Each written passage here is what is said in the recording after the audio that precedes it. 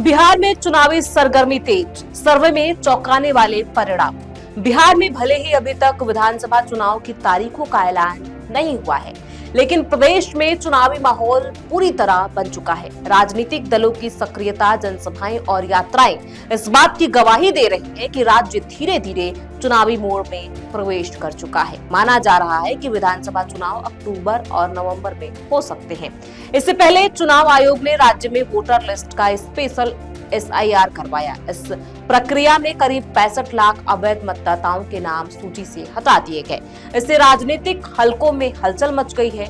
इस कार्रवाई को लेकर राज्य की राजनीति में बहस तेज हो गई है। राहुल गांधी के नेतृत्व में कांग्रेस और विपक्षी गठबंधन इंडिया ने वोटर अधिकार यात्रा शुरू की है, जिसका मकसद मतदाता जागरूकता और चुनावी पारदर्शिता को लेकर सरकार पर दबाव बनाना है। दूसरी ओर मुख्यमंत्री नीतीश कुमार की अगुवाई में एनडीए पूरी तरीके से तैयार है चुनावी रण में उतरने के लिए।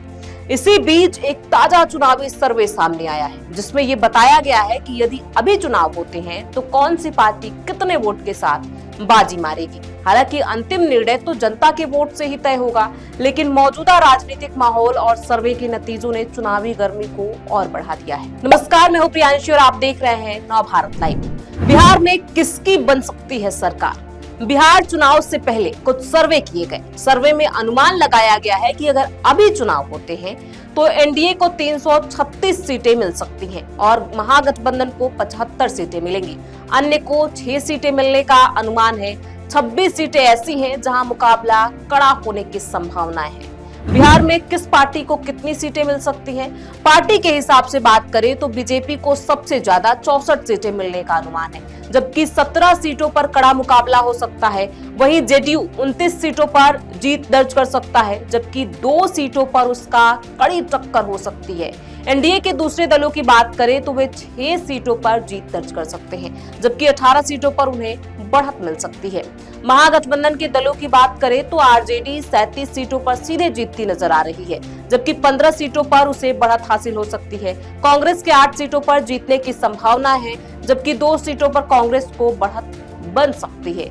CPIML 7 सीटों पर जीत दर्ज कर सकती है, 2 सीटों पर वह बढ़त बना सकती है। सर्वे में महागठबंधन के दूसरे साथी 1 सीट जीतते दिख रहे हैं, 3 सीटों पर बढ़त बना सकते हैं। बिहार में जाति गणना से किसे होगा फायदा? सर्वे में यह सवाल भी पूछा गया कि बिहार में जाति जनगणना से किसे फायदा होगा। इस पर लोगों ने अलग अलग जवाब दिए। 47.1% लोगों ने कहा कि एनडीए को फायदा होगा, जबकि 37.2% लोगों ने कहा कि महागठबंधन को फायदा होगा। वहीं 15.7% लोगों ने कहा कि स्थिति वही रहने वाली है। ऐसे में ये जो सर्वे है वो तेजी से वायरल हो रहा है, क्योंकि बिहार में चुनाव होने हैं और लोग कहीं ना कहीं टकटकी लगाकर बैठे हुए हैं कि आखिर इस बार कौन सी पार्टी बाजी मारेगी। एक तरफ एनडीए और दूसरी तरफ इंडिया के 2 मुखर चेहरे राहुल गांधी और तेजस्वी यादव लगातार यात्रा कर रहे हैं, लगातार लोगों को संबोधित कर रहे हैं, प्रेस कॉन्फ्रेंस कर रहे हैं। वहीं एनडीए की तरफ से पीएम मोदी, अमित शाह, न जाने कितने बड़े नेता जो कि बीजेपी से हैं, एनडीए से हैं, वो लगातार बिहार में रैलियां कर रहे हैं, लोगों को संबोधित कर रहे हैं। इस बार का जो मुकाबला है वो बेहद दिलचस्प होने वाला है, क्योंकि प्रशांत किशोर ने भी एंट्री मार दी है और प्रशांत किशोर किसका खेल बिगाड़ेंगे ये भी देखना दिलचस्प होगा। और ये भी देखना दिलचस्प होगा कि प्रशांत किशोर के खेमे में कितनी सीटें आती है, क्योंकि प्रशांत किशोर जिस तरीके से दावे कर रहे हैं कि इस बार प्रशांत किशोर कुछ अच्छा करने वाले हैं। आपको क्या लगता है और इस सर्वे से आप कितना इत्तेफाक रखते हैं? हमें कमेंट बॉक्स में लिख के जरूर बताएं। बहुत बहुत शुक्रिया।